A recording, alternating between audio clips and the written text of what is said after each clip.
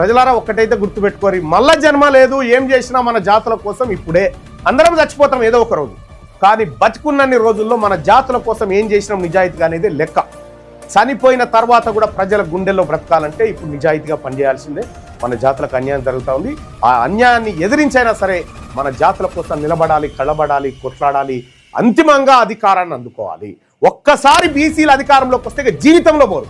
బీసీలు ఒక్కసారి అధికారంలోకి వస్తే బీసీ ఐఏఎస్ ఆఫీసర్లు, బీసీ ఐపీఎస్ ఆఫీసర్లు, బీసీ టీచర్లు, బీసీ ఉద్యోగస్తులు ఎవరైతే ఉన్నారో మంచి మంచి పోస్టులు వస్తాయి. బీసీ పోలీసులకు మంచి పోస్టులు వస్తాయి. ఇవాళ బీసీ ఐఏఎస్ ఐపీఎస్ అధికారులు ఎంత గోసపడుతున్నారో మనకు తెలుసు. వాళ్ళ గుండెల్లో ఎంత గోస ఉందో తెలుసు. కానీ వాళ్ళ పక్షాన కర్ర పట్టుకొని నిలబడి నా ఓడికి ఎట్లా అన్యాయం జరుగుతుందని అని కొట్లాడేటోడు నిన్న దాకా లేకుండే ఇవాళ తెలంగాణ రాజ్యాధికార పార్టీ వచ్చి పని చేస్తా ఉంది. రండి, యుద్ధం ఇప్పుడే మొదలైంది. తెలంగాణ రాజ్యాధికార పార్టీ ఈ వర్గాల కోసం నిటారుగా నిలబడి కొట్లాడేటువంటి ఒక పార్టీ వచ్చింది. తెలంగాణ రాజ్యాధికార పార్టీలో చేరండి.